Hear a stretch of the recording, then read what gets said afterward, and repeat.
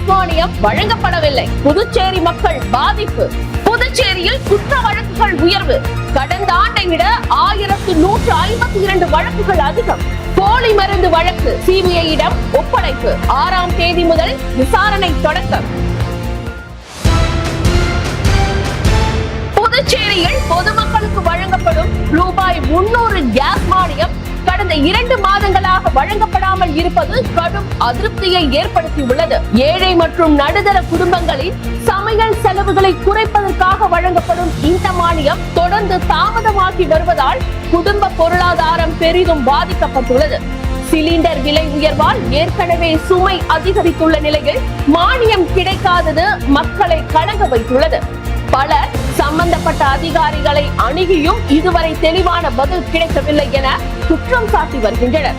உடனடியாக மானியத்தை வழங்க அரசு நடவடிக்கை எடுக்க வேண்டும் என பொதுமக்கள் கோரிக்கை விடுத்துள்ளனர். புதுச்சேரியில் 2025ஆம் ஆண்டு பதிவு செய்யப்பட்ட குற்ற வழக்குகளின் எண்ணிக்கை 8399 உயர்ந்துள்ளது.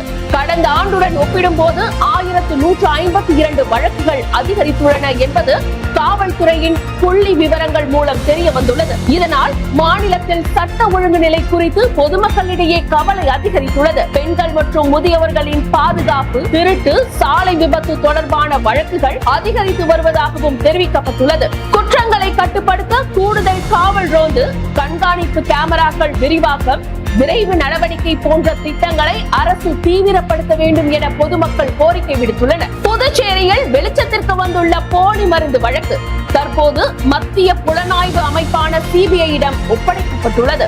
பொதுமக்களின் உடல் நலனுக்கு பெரும் ஆபத்தை ஏற்படுத்தும் வகையில் போலியான மற்றும் தரமற்ற மருந்துகள் விற்பனை செய்யப்பட்டதாக புகார்கள் எழுந்த நிலையில் இந்த வழக்கு சிபிஐ விசாரணைக்கு மாற்றப்பட்டுள்ளது. இதனைத் தொடர்ந்து வரும் 6ஆம் தேதி முதல் அதிகாரப்பூர்வமாக விசாரணை தொடங்க உள்ளதாக அறிவிக்கப்பட்டுள்ளது. சம்பந்தப்பட்ட மருந்து நிறுவனங்கள், விநியோகஸ்தர்கள் மற்றும் தொடர்புடைய அதிகாரிகள் மீது நடவடிக்கை எடுக்கப்படுமா என்ற எதிர்பார்ப்பு பொதுமக்களிடையே அதிகரித்துள்ளது. குற்றவாளிகள் மீது கடும் நடவடிக்கை எடுக்க வேண்டும் என பல்வேறு தரப்பினரும் கோரிக்கை விடுத்துள்ளனர்.